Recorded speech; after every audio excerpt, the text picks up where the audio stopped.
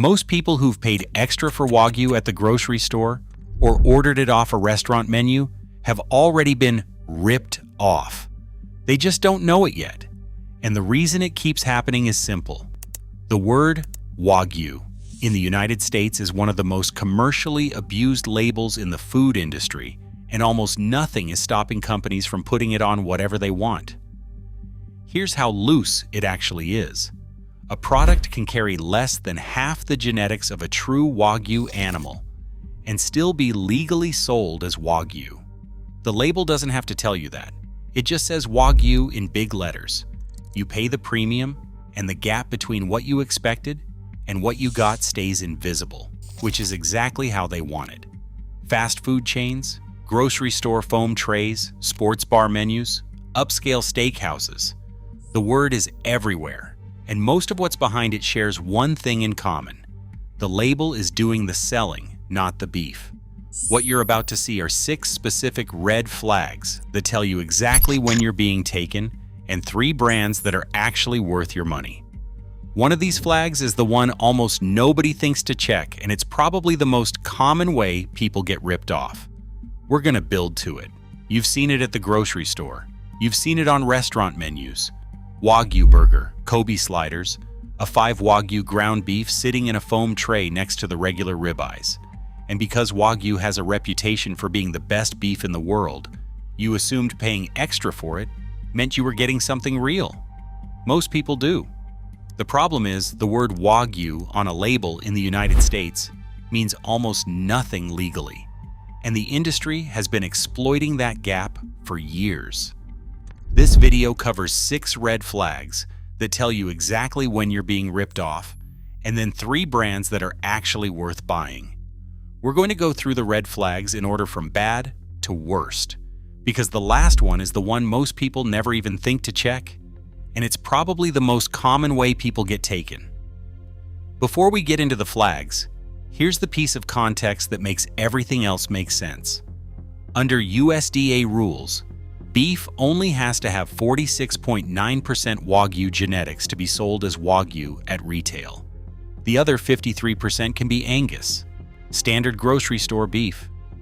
And the package doesn't have to tell you any of that.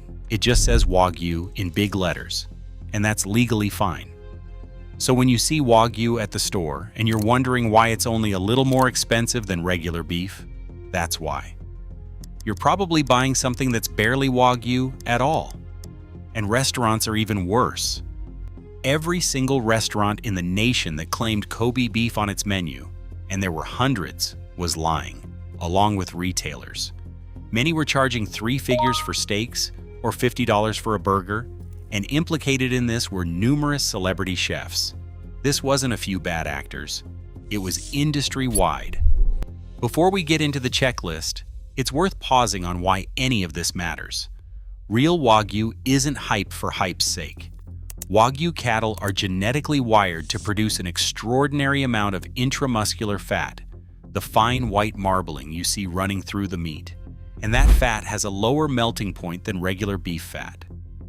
It literally starts to melt at body temperature. That's why real Wagyu has that almost dissolving texture people talk about. There's a specific enzyme responsible for it, delta-9 desaturase, and in Wagyu cattle, it's switched on in a way that converts saturated fat into a softer, unsaturated fat. That's not marketing, that's biology. It's also why real Wagyu takes so long and costs so much to produce. You can't rush that kind of marbling. So when you see the real thing, you're paying for something that's genuinely different at a cellular level, not just a name on a label. That's exactly why the fake version is such a problem. It's selling you a story with none of the biology behind it. So let's go through exactly what to look for. Red flag number 2.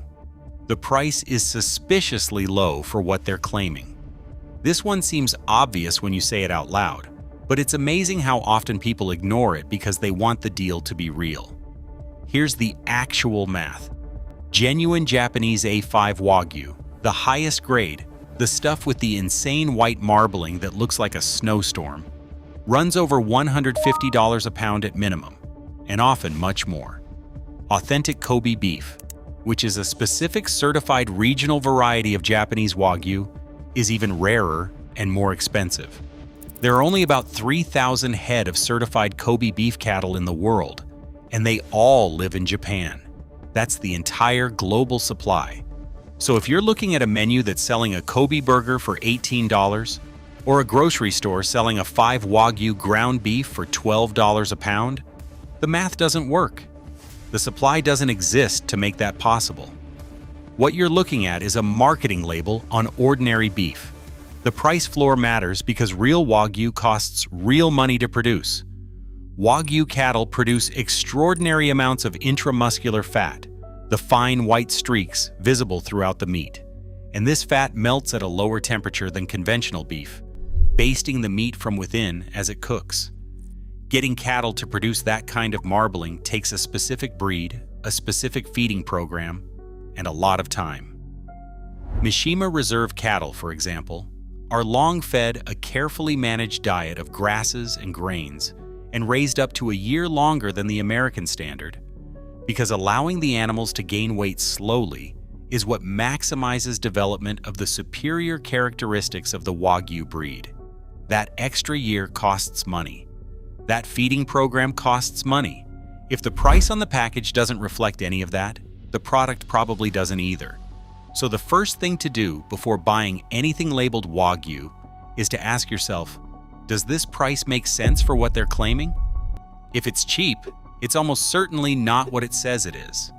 Let me actually put this in front of you so you can see it instead of just hearing me describe it. This is what BMS 8 marbling looks like. That's the minimum bar for A5.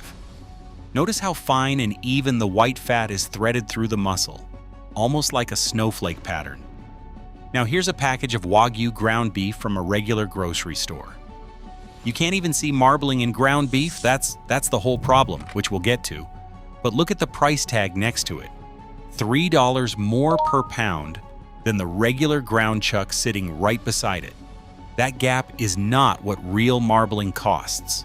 That gap is a sticker.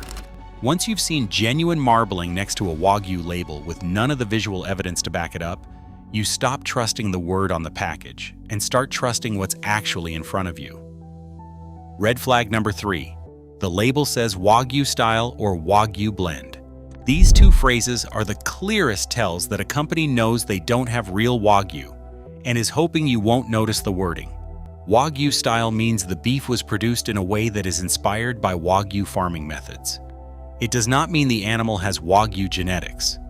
Wagyu blend means Wagyu genetics were mixed in at some percentage. And given the 46.9% rule we already covered, that percentage could be pretty low. Neither of these terms is regulated in a way that protects you. They exist specifically to let companies use the word Wagyu without actually delivering Wagyu. The thing is, this language is everywhere. It's on grocery store packages, it's in restaurant menu descriptions, it's in the marketing copy for mail-order beef subscriptions, and it works because most shoppers are reading fast. They see Wagyu and they stop reading. The companies know that. The word does the work and the fine print does the cover. When you're reading a label, you want to see specific language about genetics and grade, full blood, purebred, or at minimum F1 cross with verified Japanese Wagyu genetics. If the label uses vague language like Wagyu-style, Wagyu blend, or Wagyu influenced, put it back. Red flag number 4. There's no grade listed anywhere. Real Wagyu, whether it's Japanese A5 or American Wagyu, is graded. Japanese Wagyu uses a beef marbling score, or BMS, that runs from 1 to 12. A 5 is the highest tier in the Japanese grading system, and it requires a BMS of at least 8. American Wagyu is also graded using that same BMS scale. American Wagyu is graded using the Japanese beef marbling score on a scale of 1 to 12, and Snake River Farms black grade steaks, for example, have a rating of 6 or above on that scale. Legitimate producers are proud of those scores. They put them on the label. They explain what they mean. So if you're looking at a product that just says Wagyu with no grade, no BMS score, no Japanese grading tier, nothing, that's a red flag. Producers who are selling real Wagyu want you to know exactly what you're getting because that's what justifies the price. Producers who are selling you marketing are vague on purpose. This is especially important when you're buying ground beef. Ground Wagyu is where the labeling gets the murkiest because once the beef is ground, you can't see the marbling anymore. You're completely dependent on what the label tells you, and if the label is vague, you have no way to verify anything. If you're buying Wagyu ground beef and there's no genetics disclosure, no grade, and no producer information, you're almost certainly buying regular ground beef with a Wagyu sticker on it. Now here's the red flag most people never check. We're halfway through, and I want to make sure you remember this one is still coming, because it's the one that catches even people who think they're being careful. Red flag number 5. The restaurant is calling it Kobe, but it's not on the certified list. Remember that number? 3,000 certified Kobe cattle in the world. There are only about 9 restaurants in the US and a handful of distributors that are certified to sell authentic Kobe beef. 9 in the entire country. So if you're at a restaurant that isn't on that certified list, and you can look it up on the Kobe Beef Marketing and Distribution Promotion Association's official website, and they're serving Kobe beef, they are not serving Kobe beef. Despite the fact that Kobe beef, as well as Kobe meat and Kobe cattle, are patented terms and trademarks in Japan, these are neither recognized nor protected by US law. So any restaurant can write Kobe on their menu and face 0 legal consequences for it. This is how you end up with Kobe sliders at a sports bar. An investigation by Inside Edition found that places like Old Homestead Steakhouse and Le Bernardin weren't serving true Kobe Wagyu beef as listed on their menus, and the restaurant brand McCormick & Schmick's was doing the same and had to settle a class action lawsuit because of it. These weren't cheap restaurants. These were high-end steakhouses charging serious money, and they were still serving fake Kobe. So if a restaurant menu says Kobe, your first question should be, are you on the certified list? If they can't answer that, or if they get defensive, you have your answer. Red flag number 6. The product has no origin information and no producer name. This is the one that gets people even when they're paying attention. A package can say Wagyu with a grade listed and still be hiding something. If there's no producer name, no ranch, no region of origin, and no way to trace where the animal actually came from. The term Wagyu is often used as a buzzword in the US with no real regulation. And true Wagyu, even if raised in the US, should have context. Is it full-blood, purebred, or a crossbreed? That context should come with a name attached to it. A ranch, a producer, someone who is accountable for the claim they're making. When a product has no producer information and no traceable origin, there's no accountability. Anyone can print Wagyu on a label. The ones who are actually raising Wagyu cattle want you to know who they are. This is also why the Wagyu ground beef you find in a generic grocery store package is almost always suspect. There's no producer on the label, no genetics disclosure, no grade, just the word Wagyu, and a price that's $3 more per pound than the beef next to it. That $3 is pure brand tax. You're not getting anything different in the package. Red flag number 1, and this is the one I promised you, the one almost nobody thinks to check. A fast food chain or casual restaurant is selling it. Be honest. Have you seen a Wagyu burger at a fast food or fast casual chain and thought, even for a second, that it might be legit? A lot of people have. The marketing is very good. The word Wagyu sounds premium. The burger photos look incredible. And the price is only a couple dollars more than the regular menu. There are only about 3,000 head of certified Kobe beef cattle in the world. That's nowhere near enough cattle to serve a fast food chain, much less other restaurants around the world. The supply math makes it impossible. What these chains are selling is beef with a tiny percentage of Wagyu genetics, sometimes as low as is legally permissible, blended into a regular beef patty and sold under a premium name. This isn't a gray area. It's not a nuanced situation where you might be getting something decent for the price. The fast food Wagyu burger is the single most effective piece of food marketing in the beef industry right now, and it is a straight-up misdirection. The word on the menu is doing all the work. The beef in the patty is not. So let's recap the 6 flags before we get to the brands. Price that doesn't match the claim. Vague language like wagyu-style or wagyu blend. No grade or BMS score listed. A restaurant calling it Kobe without being on the certified list. No producer name or traceable origin. And the fast food Wagyu burger.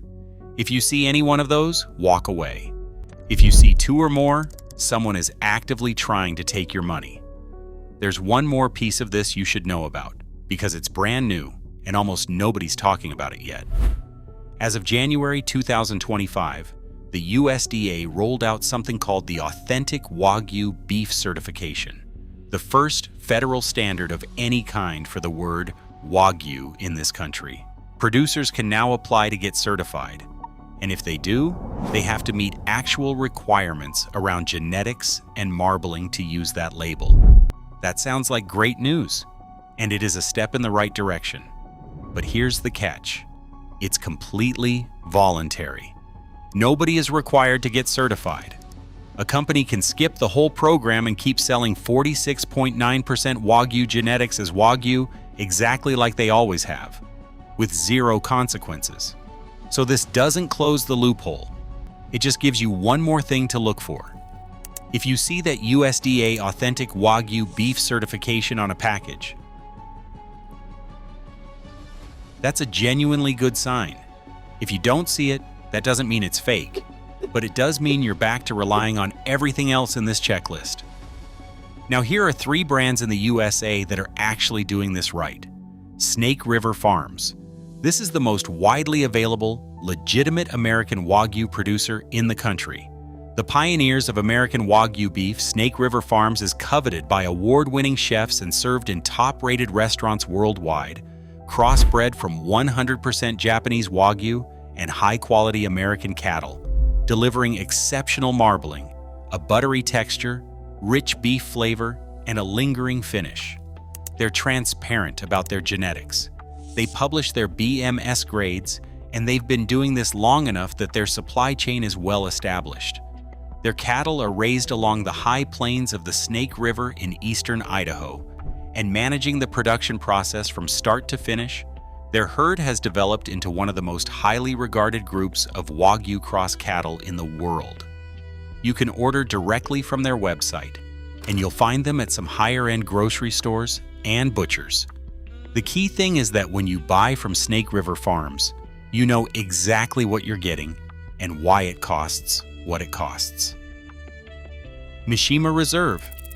Mishima Reserve's herds consist of Japanese heritage, 100% Koroge Washu bulls bred with American cows, all born and raised in the U.S. Koroge Washu is the specific Japanese breed responsible for the marbling that makes Wagyu what it is. It's the same bloodline that produces Kobe beef. Mishima Reserve American Wagyu herds trace their lineage to historic Japanese bloodlines, with the very first bulls arriving in the U.S. in 1978, not as a strategic business initiative, but as a diplomatic, international trade gesture. So the genetics are legitimate, and the history is documented. Only the finest 30% of Mishima Reserve's herd achieves the Ultra designation, which comes with a BMS 8 to 10 rating. That kind of grading transparency is exactly what you want to see from a producer making premium claims. Lone Mountain Wagyu. This is the option for people who want to go further up the spectrum. Lone Mountain produces full-blood Wagyu, meaning 100% Japanese Wagyu genetics, not a cross. Lone Mountain is full-blooded. And Snake River Farms is American Kobe, so there is a difference in cost. That difference in cost reflects a real difference in genetics and marbling potential.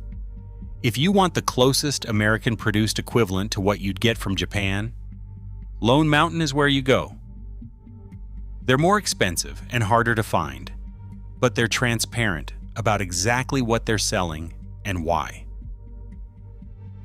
All three of these producers will tell you the genetics, the grade, and where the animal came from. That's the baseline. That's what accountability looks like in this industry. And the fact that it feels rare is exactly the problem this video is about. Here's what actually changed from the beginning of this video to right now. You came in knowing Wagyu was expensive and premium. You're leaving knowing that the word itself is almost meaningless without the supporting information, the genetics, the grade, the producer, the price that makes sense. The 6 red flags aren't complicated once you know them.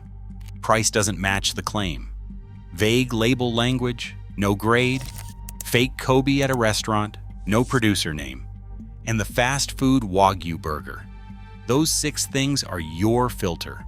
Run anything through that filter before you spend money on it. If this video saved you from buying something that wasn't worth what you paid for it, drop a comment below and tell me where you saw the worst offender, the most egregious Wagyu label you've ever come across. I'm genuinely curious what people are finding out there, and those comments help more people find this video.